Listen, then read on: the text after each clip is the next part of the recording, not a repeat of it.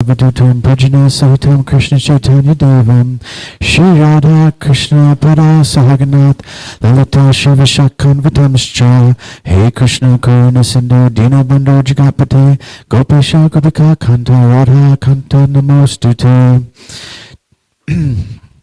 Vanchakalpatarvascha Kripasindhubhya Evacha Patitanam Pavanebhyo Vaishnavabhyo Namo Namaha Shri Krishna Chaitanya Prabhu Nityananda Shri Advaita Gadadhar Shivasari Gaura Bhaktivinoda Hare Krishna Krishna Krishna Hare Hare Hare Rama Rama Rama Hare Hare.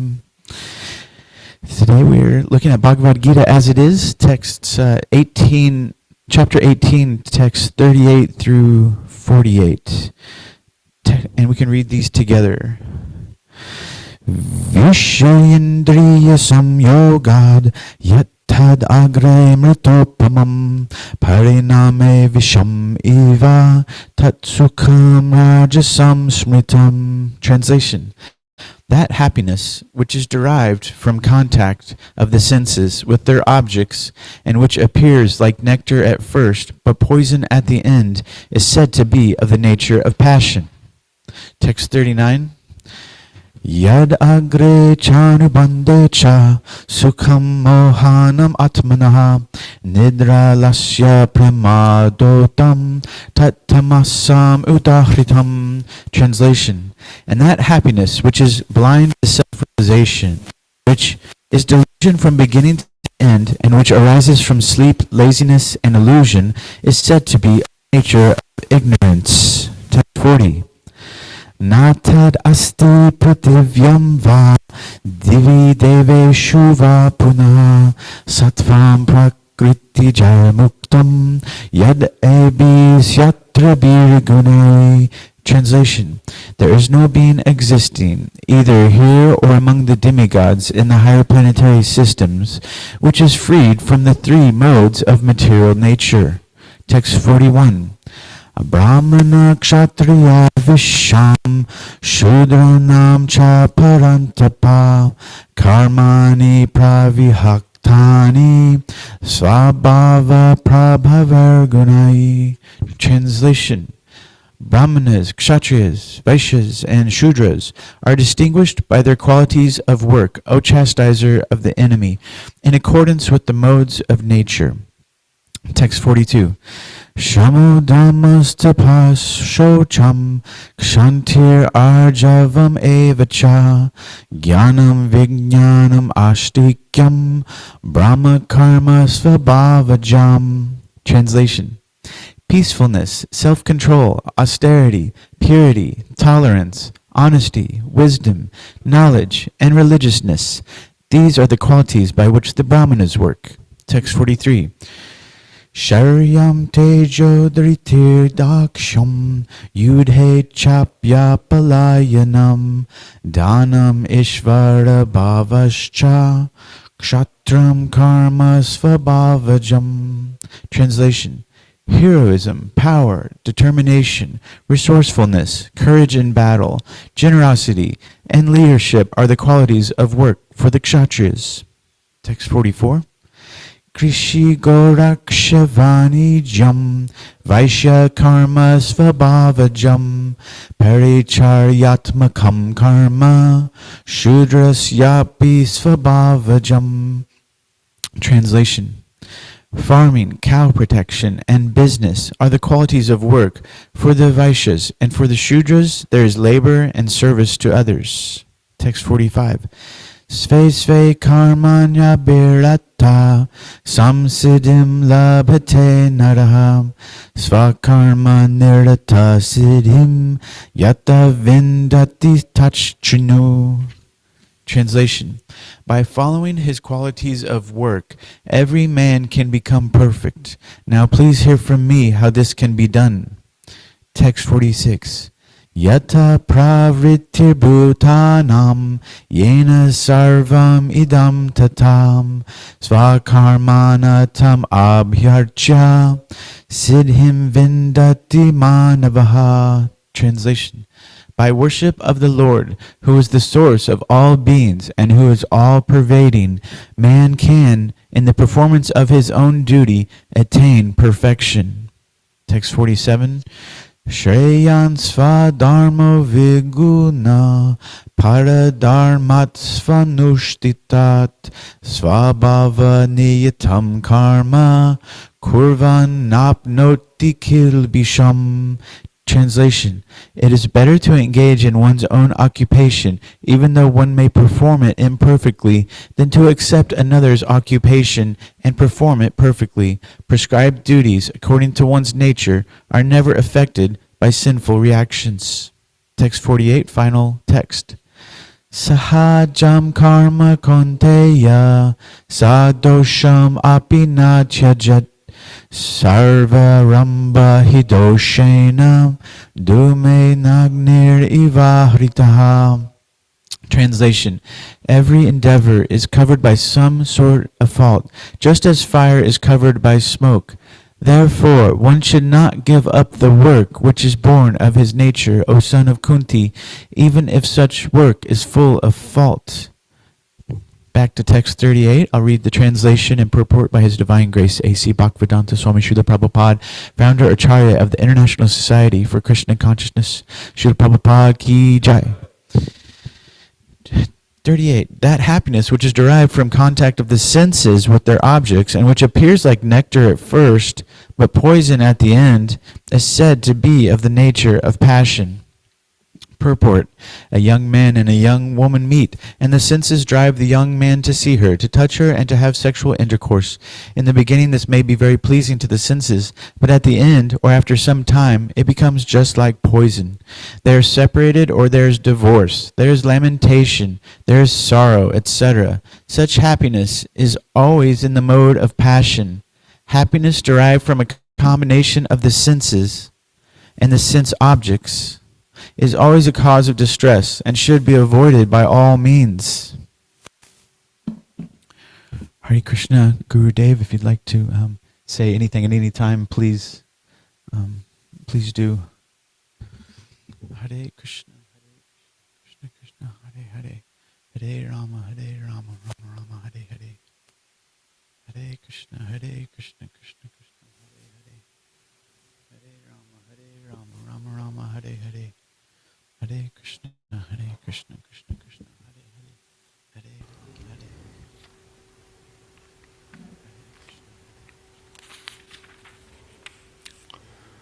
So the Vedic culture is designed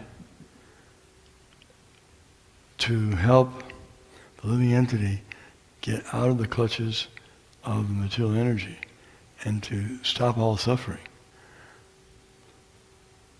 So there's no punches pulled, so to speak. In other words, the Vedas tell it like it is, like it actually is. And some people don't like to hear how it really is.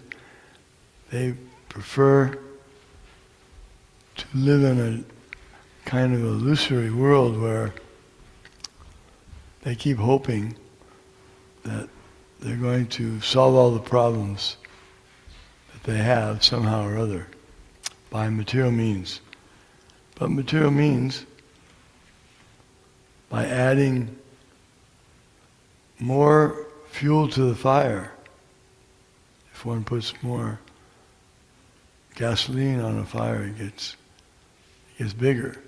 So as we try to indulge in more sense gratification to solve the problems that sense gratification causes, it doesn't work.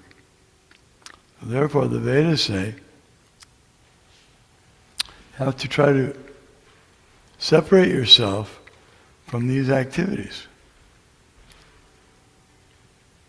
That verse Krishna says that the senses, when they come in contact with material energy, there is some pleasure, temporary pleasure, but the teshu ramate buddha.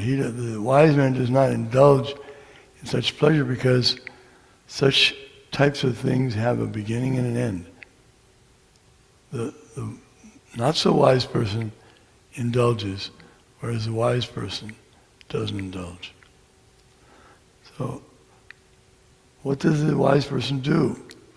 The wise person is not just one who has no enthusiasm and he has no spirit of getting things done, accomplishment. Doesn't mean he's lacking these qualities, but it means he knows that by me trying to be the enjoyer, or someone else other than God being the enjoyer, will simply not work. It doesn't bring satisfaction. We've seen in the Western countries, say for example America or Europe, they've been trying very adamantly to enjoy their senses. And the young people try, and then the old people imitate, they try again, but it doesn't work. And even the people in China, Russia, they also want to try. India now, they want to try also sense gratification. It doesn't work. It doesn't give satisfaction to the young people. The only thing that gives satisfaction to young people is Krishna consciousness. And Krishna consciousness, because it's the real thing, it's a real pleasure, is not based on anything temporary or artificial. So we have to hear what Krishna is saying, and this is why Bhagavad Gita was not followed. It was not taken very seriously before Prabhupada's coming with Bhagavad Gita as it is, because first of all, no one really understood what the Bhagavad Gita was saying. And even if they understood it, they didn't accept it. And they didn't follow it, so it's hopeless. How can someone teach something he doesn't believe in and have any good effect? So it took someone as blissful, as courageous, as clever, as talented, all these things. It took such a person like Srila Prabhupada to just show everyone what Bhagavad Gita was really about.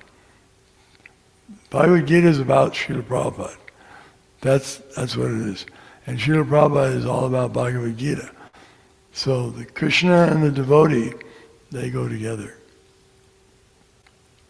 And the greatness of Krishna is the greatness of the devotees. And the greatness of the devotees is because of the greatness of Krishna. So this is a great opportunity for everyone. Take Bhagavad Gita. Hare Krishna. Hare Krishna. Thank you very much, Gurudev. It's like we should all think, it's like I'm like a bug that's ready to be squashed. Without Krishna, without Prabhupada, without Gurudev, without the devotees, we should all remember that I'm just like a bug ready to be squashed. I'm helpless. I'm a helpless little bug. But with the devotees and Guru and Krishna and Prabhupada, we become empowered. We become so empowered. We're not just a little bug ready to be squashed anymore. We're so much more than that. We realize our true eternal constitutional position as servant of Krishna, and that's true happiness. So if we're caught in a cycle of samsara, and it does keep happening, generation after generation, it can repeat, where the children enjoy and they make their mistakes and they grow up, they get to a certain age where they see the cycles. Sometimes you have to maybe have been around the block a few times to see some of the cycles repeating, and you say, gosh, if I would have known that when I was 5, I wish I would have known that when I was 10, 15, or things like this. And because these cycles keep happening, and even, of course, even older people don't always see the cycles, or they can get caught in the cycles. They can get caught in the modes of nature because they're so powerful. They're so powerful, and our minds are so fickle. And so we have to see the cycles and really protect ourselves and protect others, because we can't just, that's not what this world is for, is just for repeating the same old cycles. And it's for something far greater. And Prabhupada showed us that. He brought us that, and he enlightened us. And, if he wouldn't have come, where would we be? And like the person in France, it was just a street person, but he would distribute books because he couldn't read very much, but he would always say, "Prabhupada saved me, Prabhupada saved me." That was like a mantra of his. And Prabhupada can save the person on the lowest person on the street, the highest leader in the world. Prabhupada, if they can feel submissive, Prabhupada can save them and show them the way.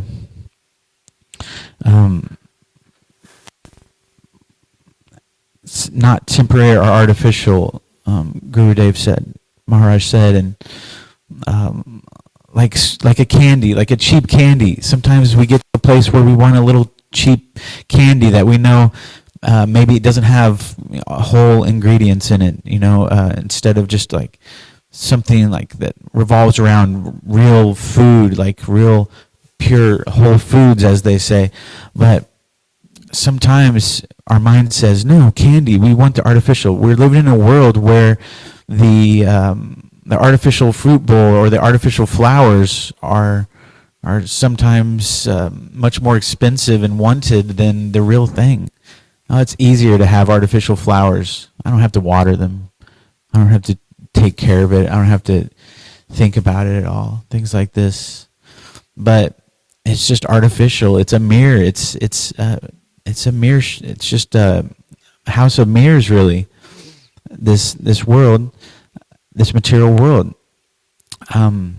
So this 18th chapter, he's summarizing the whole. Krishna is summarizing the whole book. The whole book is being summarized here, just as the second chapter really summarizes the whole book. And at the end of this chapter, of course, here as we arrive at the end of, get closer to the end of this blessed book, he eventually says, just surrender unto me and abandon all varieties of religion, and just surrender unto me and do not fear.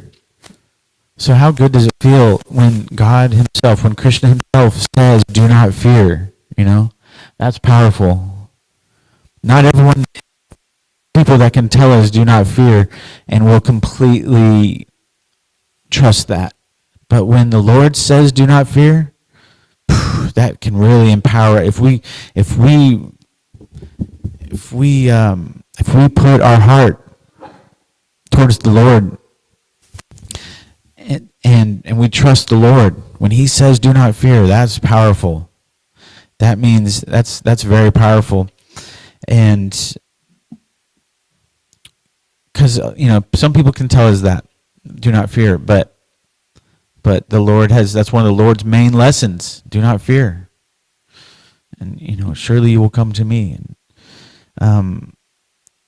And these texts are a lot about Nishkama Karma Yoga, working for Krishna without wanting any sort of personal benefit. If we're wanting any sort of personal benefit, it's not Nishkama Karma Yoga. We're not really progressing. We're not under Yoga Maya. We're more under Maha Maya. So to be Nishkama Karma Yoga, we have to do our work in Krishna consciousness, and then eventually we can keep climbing. We can keep getting closer and closer to that pure devotion, and that purity of heart. Because these books are really our best friends. Bhagavad Gita and Srimad Bhagavatam, these are our best friends. They will always be here. Prabhupada will always be here through his books, and these books, and Krishna and Guru will always be here in these books. And so we can take these with us wherever we go. and they will always be with us, and they are our best friends in a lot of ways. What are the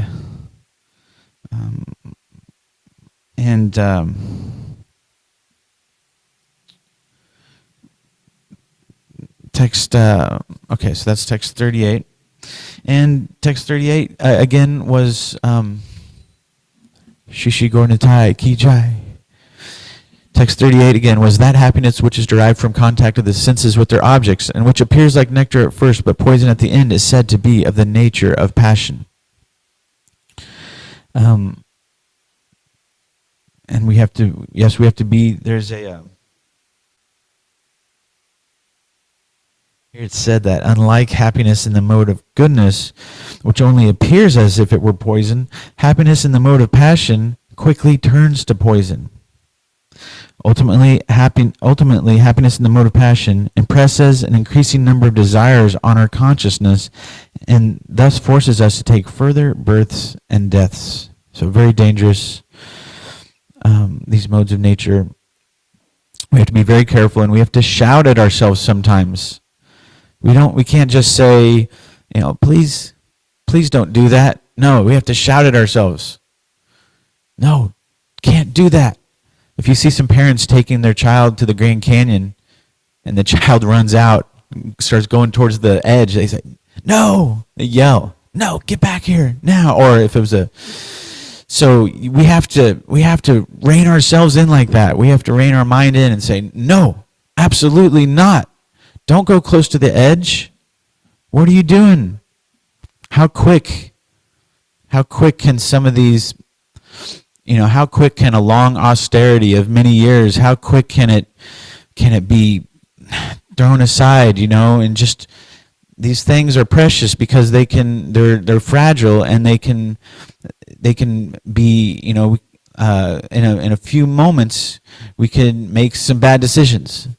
So that means every moment. That means we have to be on guard at all times. It's like, there's kind of like a dog on the leash there. It's kind of a dangerous dog, and we don't want to get too close to it. And it's not our dog. We don't feed that dog, And it's barking, but sometimes it says, "Come on over. I'm a nice dog now." No, that dog is. We just have to be very careful of a dangerous dog, a dangerous beast. We have to be very careful of, and respect it in a way that we keep it at distance. Text 39 here. And that happiness which is blind to self-realization, which is delusion from beginning to end, and which arises from sleep, laziness, and illusion, is said to be of the nature of ignorance. Purport. One who takes pleasure in laziness and in sleep is certainly in the mode of darkness, and one who has no idea how to act and how to not to act is also in the mode of ignorance. For the person in the mode of ignorance, everything is illusion. There is no happiness either in the beginning or the end. For the person in the mode of passion, there might be some kind of ephemeral happiness in the beginning, and at the end, distress. But for the person in the mode of ignorance, there is only distress both in the beginning and at the end. So it's like the person in distress can't get out of this cycle. And we can be under a combination of these modes. But all it takes is a day to kind of slip into these lower modes. If we don't kind of whip our consciousness back into shape, it can be, how quick can 6 hours of sleep turn into something more, and we know that we should be up serving Krishna, and we've got a lot of work to do. So there's no shortage of work to do, and there's a lot of teamwork, team building to be done, and so there's no time for any of these modes. And so we really have to watch our patterns, and if we find ourselves going into a certain pattern that we don't like, we got to whip our mind back into shape a little bit, and not get caught in this cycle where we're just distressed in the beginning and at the end, and life is like this unsatisfying thing. Because Krishna consciousness is really satisfying. All the wonderful association and festivals, and this is really what everyone everyone would love something like this if they knew what they're missing, all the festivals and prasadam and the way that the deities are decorated and taken care of, and so many things going on. So we have to really enjoy and not take for granted what we have, and realize that the grass. Our mind naturally wants to say the grass is greener on the other side. Just realize that that's part of our fickle minds is saying that, things like this. And text 40, there is no being existing either here or among the demigods in the higher planetary systems which is freed from the three modes of material nature. Purport, the Lord here summarizes the total influence of the three modes of material nature all over the universe. It's amazing that even the demigods, imagine being Brahma, such a powerful first created being born from the lotus stem of Garbhodakshayi Vishnu, and imagine being Brahma and being able to create the whole.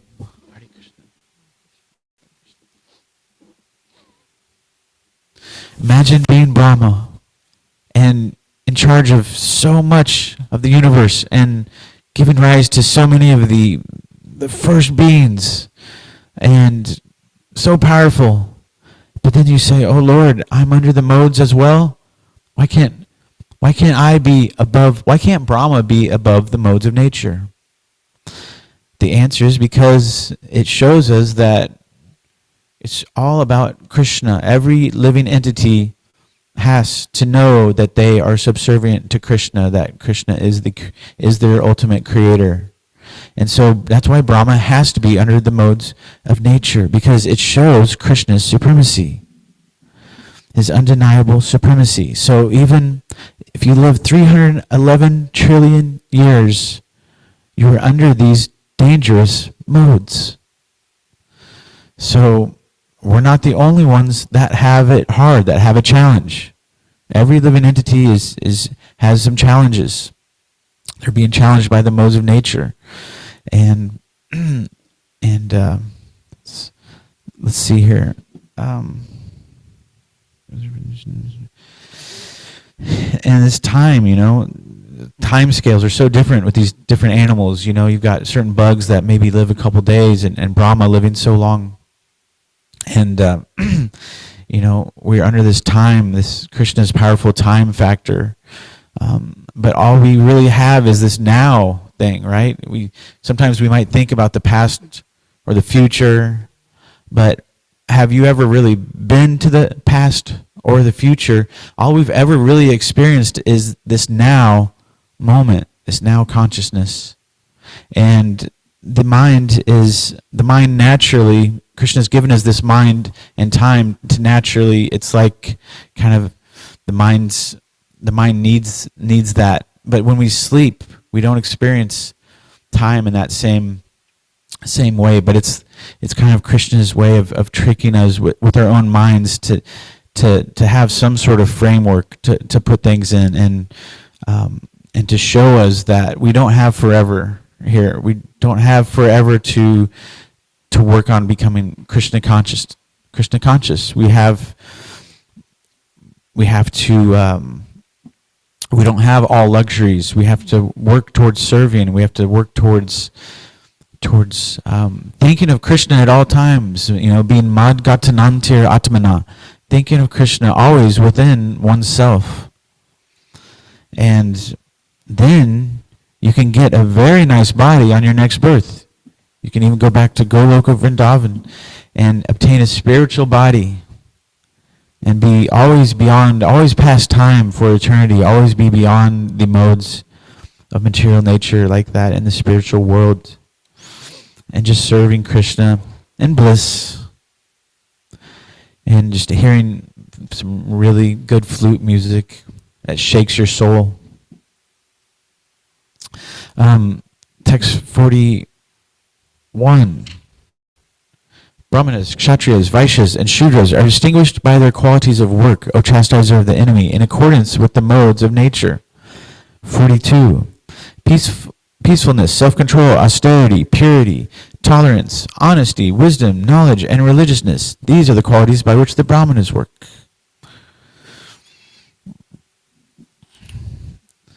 Text 43. Heroism, power, determination, resourcefulness, courage in battle, generosity, and leadership are the qualities of work for the Kshatriyas. Text 44. Farming, cow protection, and business are the qualities of work for the Vaishyas. And for the Shudras, there is labor and service to others. So most in the material world are actually Shudra,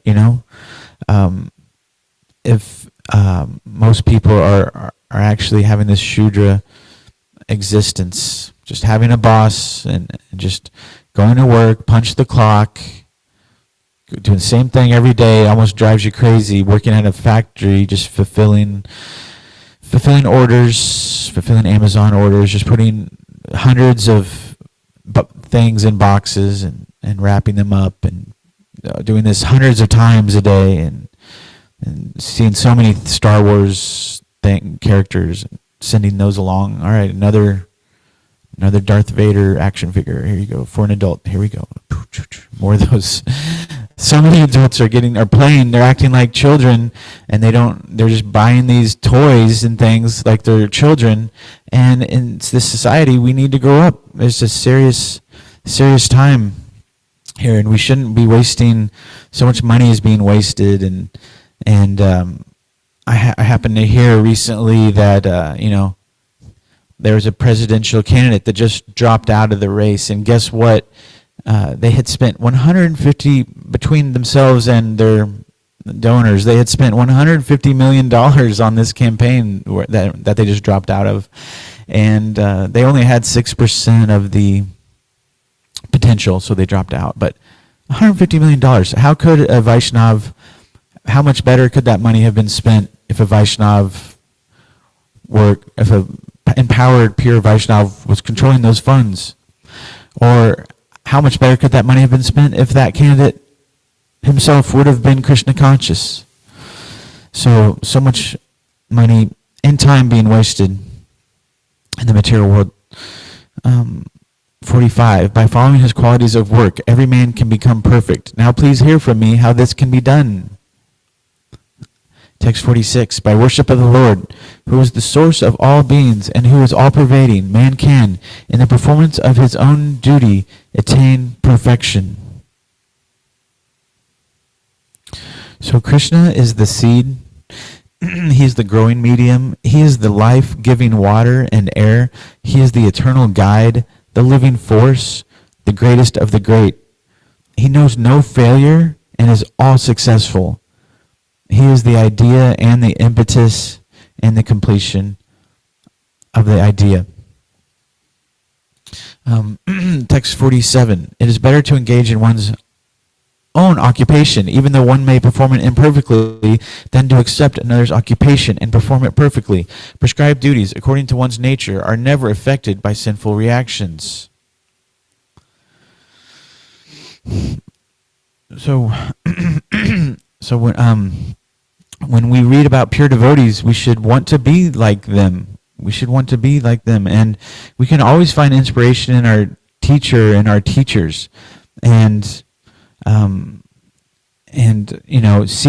these things and reading about some of these, it's okay to read about some of these lower qualities and be like, yeah, that's me. We shouldn't always read about some of these lower qualities and say, oh, that's them out there. And when we read about the pure Vaishnav, we should really hold them up. And we can never, it's never like, I have surpassed my teacher. We can never surpass our great teachers, because without them we would be nothing. We're that small bug. And so when I read about the demons and the demonic nature, sometimes it's a little bit symbolic for our own shortcomings, for our own nature, and the spiritual master can take us where we need to go. Tadvati pranipatena pariprashnena seviya upadekshanti te ganam ganinas tattvadarshinaha. Just try to learn the truth by approaching a spiritual master. Inquire from him humbly and render service unto him. The self-realized soul can impart knowledge unto you because he has seen the truth. Text 48. Every endeavor is covered by some sort of fault, just as fire is covered by smoke. Therefore one should not give up the work which is born of his nature, O son of Kunti, even if such work is full of fault.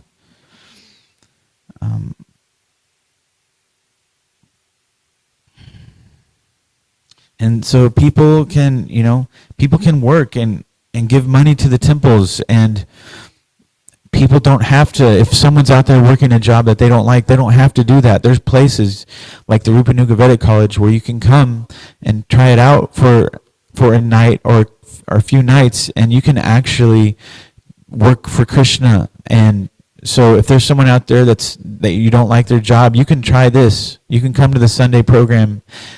You can come to lunch, anything you like. So start to visit your local temple more. Just be there.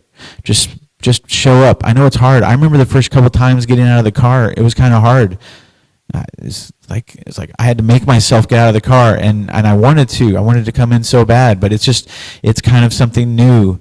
And what do I wear? There can be so many things that can stop us if we're not careful. So don't worry about what you wear, and just get out of the car and just come in and just be here, and you can grow. And if you're working, you don't have to. If you like your job, you can keep your job and you can work for Krishna. And you can spend as much time as you can at the temple, and you can give your funds to Krishna. You can donate, and you can. There's so many things you can do. And we want people to feel good about where they're at in their Krishna consciousness, and we want them to keep growing, no matter, so that's why we have to not compare ourselves to other. You can be inspired by each other, and we want people to feel good. Like, some people are out there, and a lot of us are out there and thinking, gosh, do I have to quit my job to really get the full bliss, to get the full nectar? And yes, eventually the whole world will hopefully, it would be great if the whole world could become Krishna conscious, and we all don't have to do so many mundane jobs, but there will always probably be some mundane jobs out there. And so we want people to feel good about even their little bit. If it's, Prabhupada says, just read a chapter of Bhagavad Gita every day. That's a very good thing. But if someone can chant a little bit every day, and if someone's chanting a little bit every day, reading a little bit every day, following the principles, getting better, growing, transitioning out of some old lifestyles, then you are doing good. You are doing very good. You're growing in Krishna consciousness.